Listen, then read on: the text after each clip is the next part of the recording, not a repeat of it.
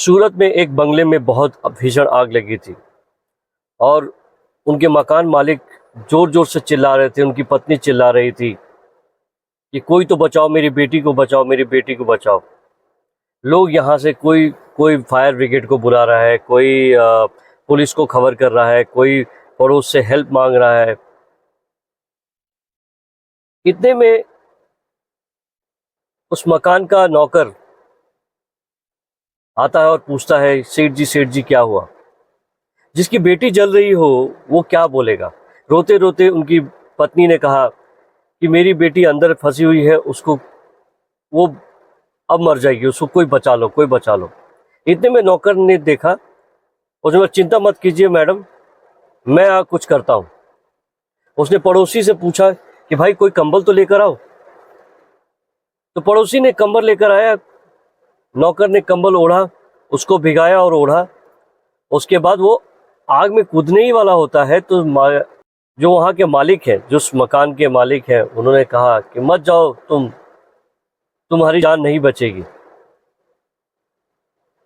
फिर भी नौकर मानता नहीं है और वो आग में कूद जाता है। और तकरीबन आधा एक घंटा की मुशक्कत के बाद नौकर बाहर आता है। हाथ में उनकी बेटी होती है और बेटी को रखते ही जो नौकर होता है वो मूर्छित हो जाता है। मतलब मूर्छित का मतलब होता है बेहोश हो जाते हैं, क्योंकि वो भी काफ़ी जल चुका होता है।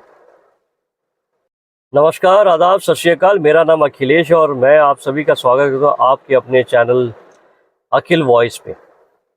आज की जो सच्ची घटना है जिसको मैं सुनाने जा रहा हूँ वो गुजरात की है। और आपने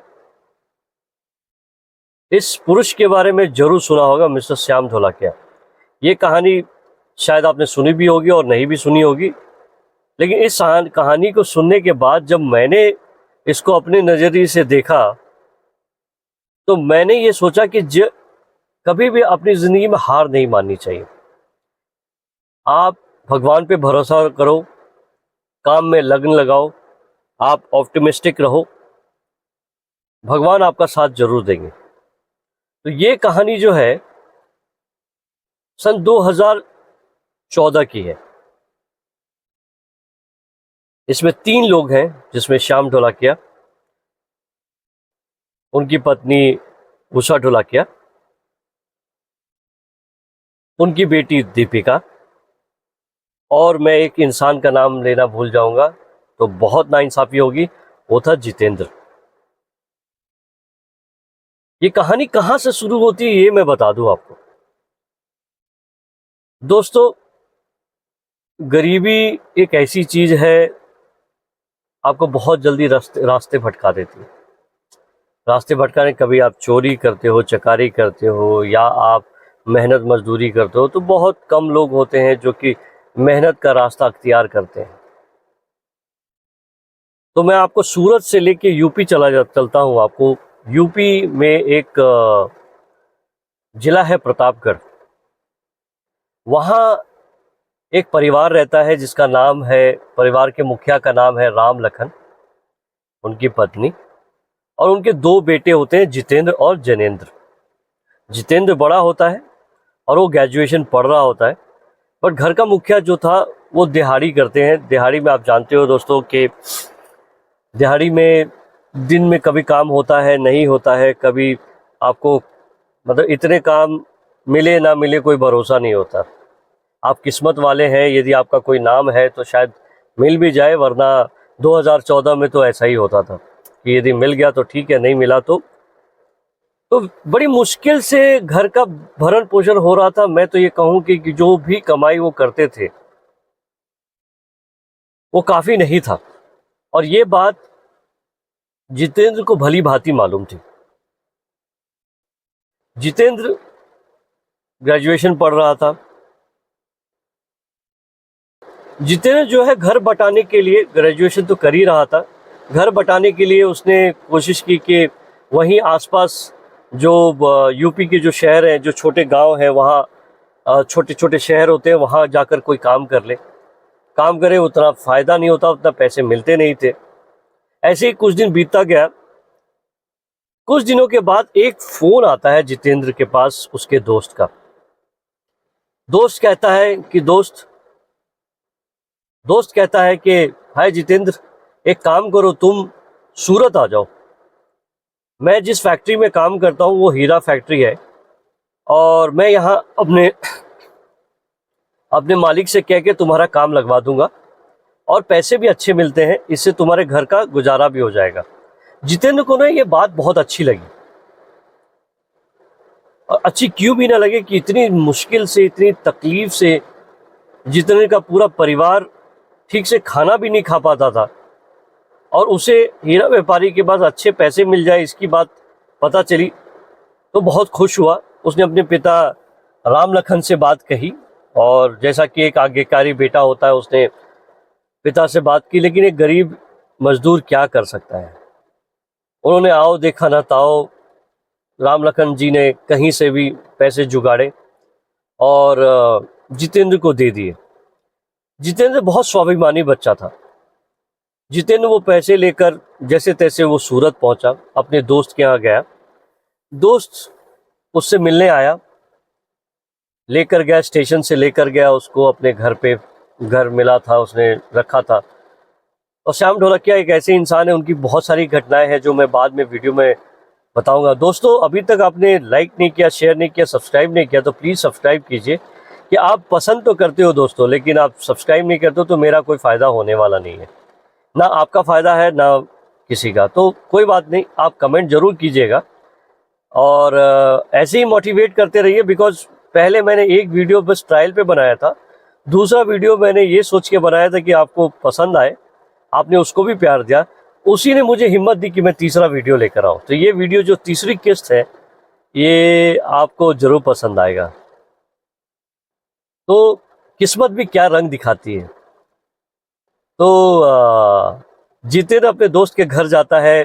जितेंद्र को उसके दोस्त कहते हैं कि भाई एक काम कर, तू आज आया है शहर पे, नया भी है, तू थोड़ा खा पी ले, आराम कर ले, उसके बाद कल सुबह मैं तुझे फैक्ट्री ले जाऊंगा और अपने सेठ जी से बात करवाता हूँ और तेरी नौकरी लगवाता हूँ। मैंने बात कर रखी है वैसे, बस सिर्फ एक मुलाकात हो जाए, उसके बाद तुम्हें काम पे रख लेंगे। रात को दोनों दोस्त खाना खाते हैं और पुरानी बातें याद रखते हैं, याद करते हैं कि कैसे वो छोटे थे और खेलते कूदते थे। सुबह हुई, दोनों उठे, नाश्ता वास्ता किया, दोस्त ने नाश्ता बनाया उसके लिए। दोस्त खाने के बाद गए उसके बाद फैक्ट्री में जहाँ श्याम ढोलकिया जी थे। और श्याम ढोलकिया के बारे में बहुत खास बात है कि बहुत दया दृष्टि रखते हैं। श्याम ढोलकिया किसी भी गरीब मजलूम का हमेशा साथ देते हैं और अच्छे इंसान का वो हमेशा कद्र करते हैं। आगे चलते हैं, फैक्ट्री में गए, उसका दोस्त जितेंद्र को लेकर जाता और कहता है सेठ जी ये है मेरा दोस्त जो यूपी से है और इसे काम की बहुत तलाश थी, इसलिए मैंने आपसे ये बात की थी इनकी, तो आप क्या इसके बारे में क्या सोचते हैं। श्याम ढोलकिया एक अच्छे प्रवृत्ति के इंसान थे। श्याम ढोलकिया ने उसको काम पे रख लिया, उसको काम समझाया, क्योंकि वो जानते थे कि यदि मैं जिस तरह काम समझाऊंगा ये लोग सीख जाएंगे और उन्हीं का फायदा है। थोड़े दिन बाद जितेंद्र जो है काम में बहुत माहिर हो गया, उसे अच्छा भी लगने लगा। और दोस्तों, जिस काम को अच्छा लगने लगता है तो आप उस काम को शिद्दत से करते हैं। और जितेंद्र को मालूम था कि आज ये अच्छा काम करूंगा, मेहनत करूंगा, मजदूरी करूंगा, अच्छा काम करूंगा तो मेरा भविष्य उज्जवल होगा। अच्छा नहीं तो इससे तो बहुत अच्छा होगा, अभी जो जिंदगी चल रही है उससे बहुत अच्छा होगा। कुछ ऐसे ही बीतता गया, कुछ समय बीतता गया, जितेंद्र काम में माहिर हो गया। श्याम ढोलकिया भी उसको देखते थे और बहुत मनी मन खुश होते थे और कहते थे एक दिन ये लड़का ना बहुत आगे जाएगा। और शायद अच्छे लोगों के साथ अच्छा ही होता है, बड़ी थोड़ी मेहनत होगी, थोड़ी मुश्किल होगी, आपको थोड़ा ऐसा लगेगा भगवान आपके साथ ट्रायल लेता है कि आपको मन करेगा यार मेहनत क्यों करूं, शॉर्टकट ही ले लेता हूं। तो जितेंद्र कुछ दिनों के बाद काम सीख जाता है।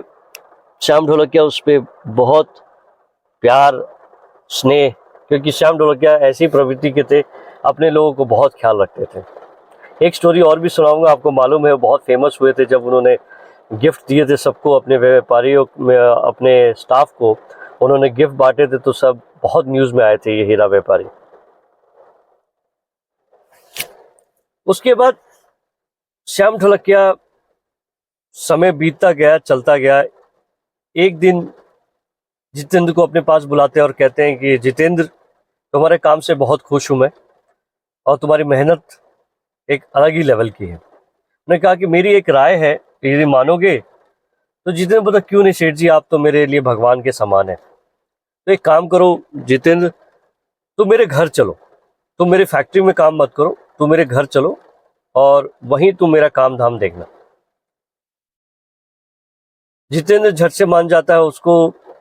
हाँ, एक और बात था कि घर जाने पे उन्होंने कहा कि वहाँ तुम्हारा रहना और खाना सब फ्री है।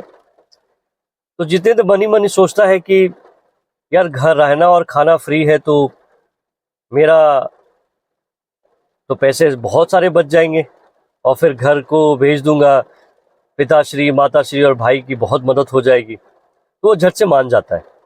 और काम ऐसा था कि मिस्टर ढोलकिया के पास करीबन 15 से 17 नौकर थे, और महलनुमा घर था, और घर में सिर्फ 3 सदस्य थे, मिस्टर ढोलकिया, उनकी वाइफ और दीपिका।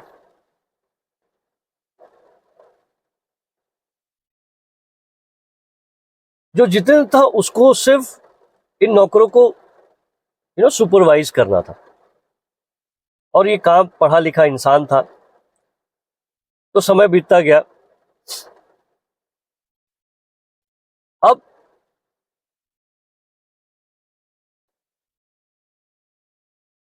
मिस्टर ढोलकिया जितेंद्र पे भरोसा बहुत करने लगे थे।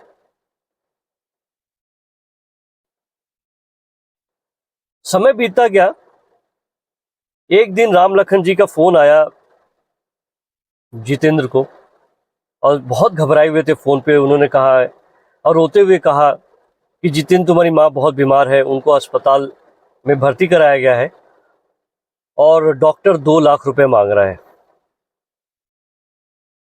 जैसे ही 2 लाख रुपए सुनता है, उसके होश फाकते हो जाते हैं, क्योंकि एक गरीब इंसान जो 1000, 2000, 3000, 40, 4000 रुपए के लिए डेली मुशक्कत करता है, अचानक 2 लाख रुपए सडनली कहाँ से लेकर आएगा।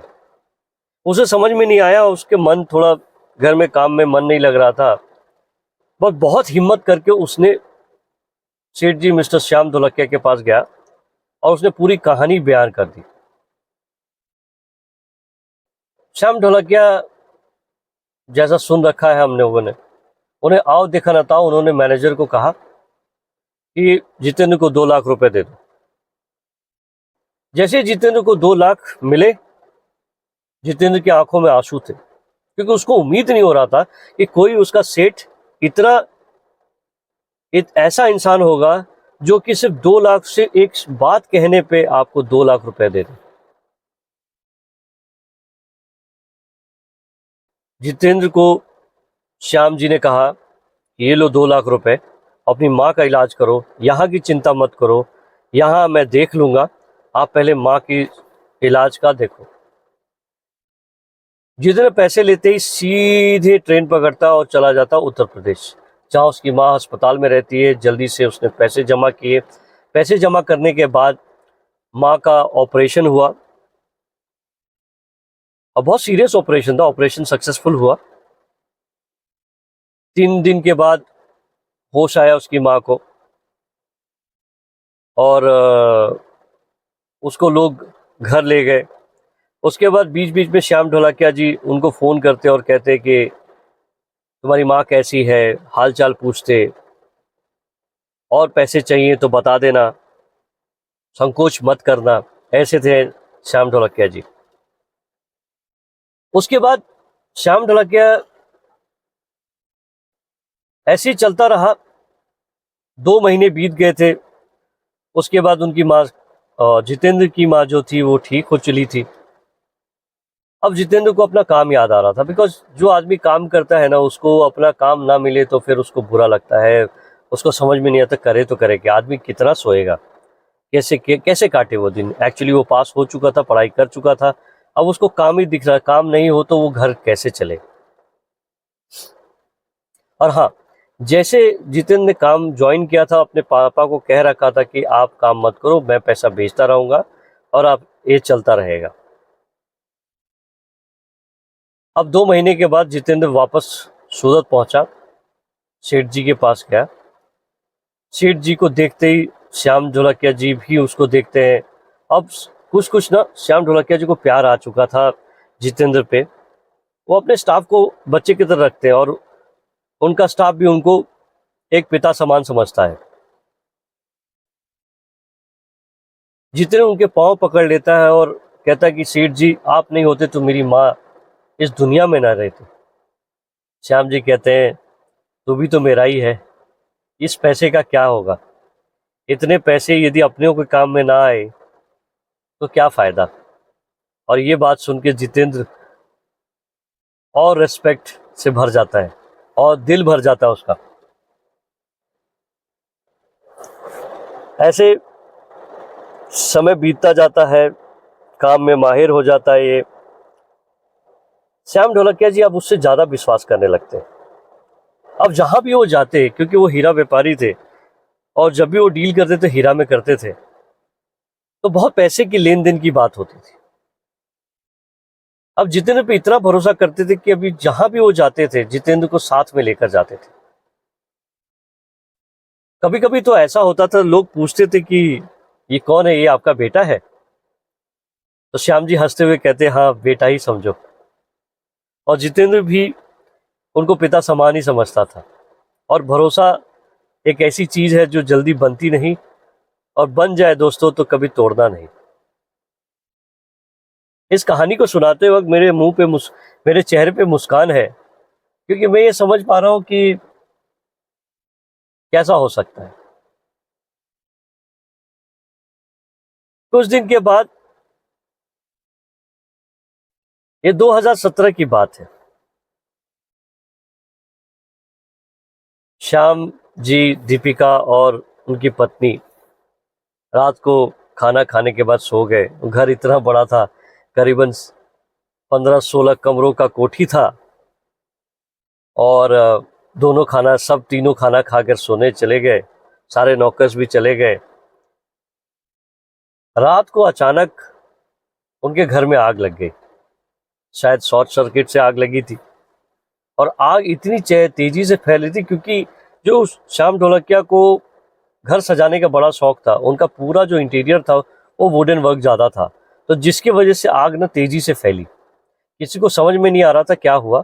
श्याम ढोलकिया और उनकी पत्नी बाहर आ गए और चिल्लाने लगे, कोई तो बचाओ, कोई तो बचाओ, कोई तो बचाओ। और आग इतनी फैल चुकी थी कि किसी को अंदर बचना मुश्किल था, लेकिन उम्मीद ये थी कि कोई ना कोई, मेरी बेटी बच जाएगी। माँ होती है, माँ माँ जो होती है ना, उसकी हमेशा उम्मीद होती है।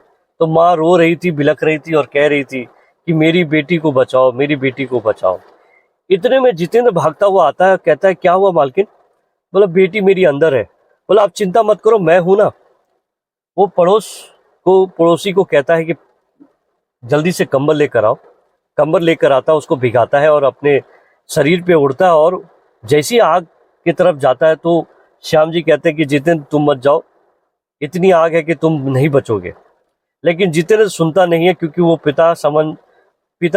समान समझता है। वो कैसे अपने मालिक को ऐसे छोड़ सकता है। वो आग में कूद जाता है। वो आओ देखा ना ताओ, वो कुछ भी देखता नहीं और वो आग में कूद जाता है। आग में कूदने के बाद करीबन 20 मिनट के बाद उसे मालूम था कि घर में किस कोने में दीपिका सो रही है। थोड़ी देर के बाद दीपिका उसके हाथ में थी, उनकी बाहों में थी। और वो लेकर आता है। दीपिका बेहोश रहती है, क्योंकि धुएं से शायद वो बेहोश हो चली थी, घुटन से बेहोश हो गई थी। और जितेंद्र लेकर आता है और सामने रख देता है। उसके बाद वो खुद भी बेहोश हो जाता है, क्योंकि वो काफ़ी जल चुका होता है। गर्मी आग में आप समझ सकते हैं, थोड़ी सी हाथ जलती है तो हम उह उह करने लगते हैं। वो तो पूरी आग में गया था, बेहोश हो जाता है। श्याम ढोलकिया जी एम्बुलेंस बुलाते हैं और दोनों को एम्बुलेंस में लेकर हॉस्पिटल ले जाते हैं। 2-3 दिन के बाद दीपिका होश में आ जाती है। बट जितेंद्र बेहोश रहता है, काफ़ी दिन में मुशक्कत होती है, बहुत इलाज चलता है। तो 10-15 दिन के बाद और पूरा परिवार जितेंद्र को शायद अपना मान चुका था, और बहुत प्रार्थना करने के बाद जितेंद्र होश में आता है और उसे वो घर लेकर जाते हैं। अब आप समझ सकते हैं कि देखिए, एक नौकर जो है, बेटा समान तो पहले से ही था, अब नौकर जो है इतना भरोसेमंद हो जाता है, कि इतना प्यार मिलने लगता है। अब जो प्यार था वो स्नेह में बदल जाता है, वो जो भरोसा था अब वो प्यार में, अपनापन, एक परिवार की तरह महसूस करें। अब ढोलकिया साहब और उनकी पत्नी जो है, और दीपिका, उसे अपना मान चुके थे और अपने घर में एक परिवार की तरह उसको रखने लगे थे। अब दीपिका को जैसे पता चलता है कि उसकी जो जान थी जितेंद्र ने कैसे बचाई, तो दीपिका अब मन ही मन खुश हुई। अब उसकी दोस्ती, अब वो नौकर समझती नहीं थी, उसको दोस्त समझती थी।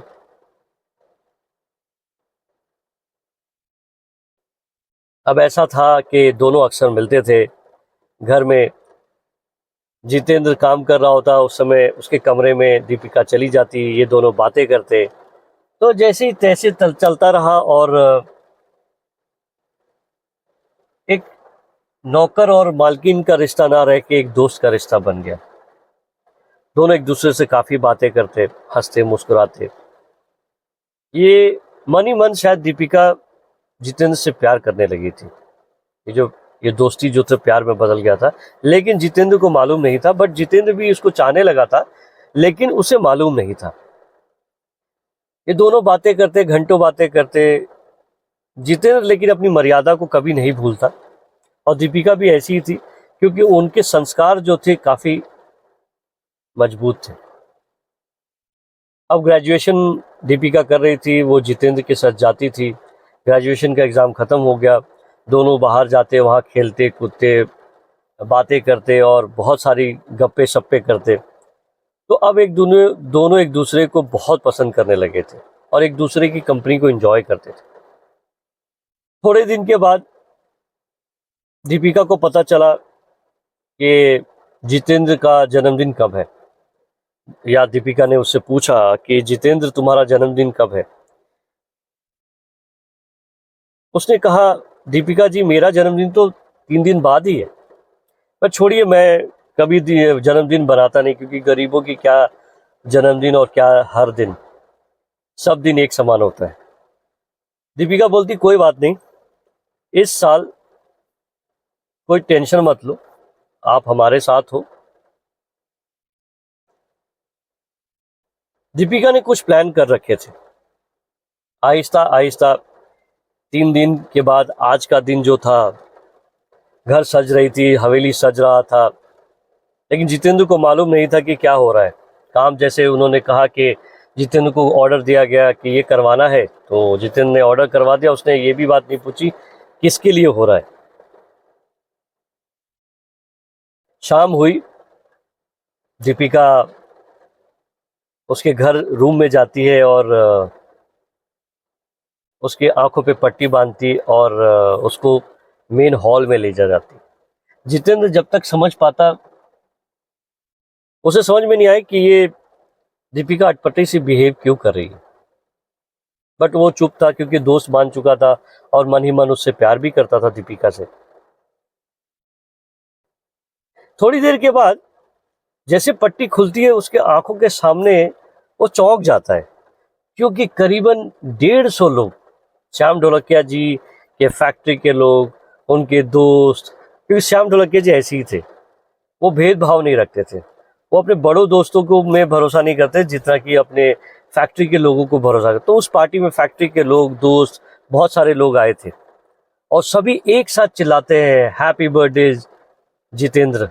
और जितेंद्र जैसे सुनता है, उसकी आंखों में आंसू आ जाती है, और सामने देखता है एक बहुत बड़ा केक, बहुत बड़ा केक, जो अपनी जिंदगी में कभी उसने सोचा नहीं था, वो रखा हुआ रहता है। जितेंद्र मन ही मन अपने भगवान को मन ही मन अपने भगवान को धन्यवाद देता है कि एक ऐसे इंसान के घर में वो काम कर रहा है जो उसे भगवान से कम नहीं समझता। इतने में दीपिका बोलती है, पापा जितेंद्र का गिफ्ट कहाँ है? जितेंद्र ये सुनता है और चौंक जाता है, गिफ्ट? और मेरे लिए? श्याम जी वैसे ही थोड़ी देर के बाद नौकर को बोलते हैं, किसी और को बोलते हैं जो हेल्प होता, हाउस हेल्प होता है। जितेंद्र तो हेड था, बट श्याम जी अपने एक आदमी को कहते हैं कि जल्दी लेके आओ जितेंद्र का गिफ्ट। तो गिफ्ट आता है, एक बहुत सी चमचमाती बड़ी सी बाइक आती है, स्पोर्ट्स बाइक थी, और वो देखते ही चौंक जाता है। दीपिका कहती है, तुम्हें बाइक बहुत पसंद है ना? ये हमारे तरफ से आपके लिए ये गिफ्ट है। और उतने में ही उसके कान में कहती है, Jitendra I love you. Jitendra जैसे ये बात सुनता है, उसके आंखों में आंसू के फवारे छूटने लगते हैं, क्योंकि वो विश्वास नहीं करता। वो प्यार तो करता था दीपिका से, बट ये नहीं सोच सकता था कि वो भी उससे प्यार करती है। मन ही मन श्याम जी उसको अपना बेटा मान चुके थे, और जैसे दीपिका ने कहा तो श्याम जी को कोई, क्योंकि देखने में तो सुंदर था ही और बेटे से कम नहीं समझते थे उसको, श्याम जी को कोई ऐतराज नहीं था। श्याम जी ने धूमधाम से दीपिका और जितेंद्र की शादी करवा दी। इस शादी से पहले जितेंद्र ने अपने माता पिता को बुला रखा था ताकि वो भी शामिल हो सके। दोनों की शादी हो गई, दोनों अब बहुत खुश है। जितेंद्र श्याम जी के साथ उनके हीरा की जो बिजनेस है उसको संभाल रहा है, दीपिका उसका साथ दे रही है, दोनों अब बहुत खुश हैं। और जो श्याम जी की फिलॉसफी थी काम की, वो आगे बढ़ा रहा है। तो दोस्तों इस कहानी को सुनाने का एक ही महत्व है। तो दोस्तों इस कहानी को सुनाने का जो मतलब था कि कभी भी आप हार मत मानो। भगवान आपके साथ कभी भी कुछ भी बुरा होने नहीं देगा। अपनी मेहनत करो, आप लगन से काम करो, और वो आपका साथ जरूर देंगे। कि एक दिहाड़ी का बेटा कैसे आज अरबपति बन गया, ये कहानी उसके बारे में थी। तो आशा ये स्टोरी आपको बहुत पसंद आई होगी, मेरे बताने का तरीका भी आपको पसंद आया होगा। और यदि पसंद आया तो भैया please do like, share and subscribe, और कमेंट कीजिए। मैं कोशिश करूँगा कि आपका कमेंट मैं दूसरे जो स्टोरी है उसमें आपका नाम ले सकूं। तो मिलते हैं अगली स्टोरी के साथ। थैंक यू, धन्यवाद।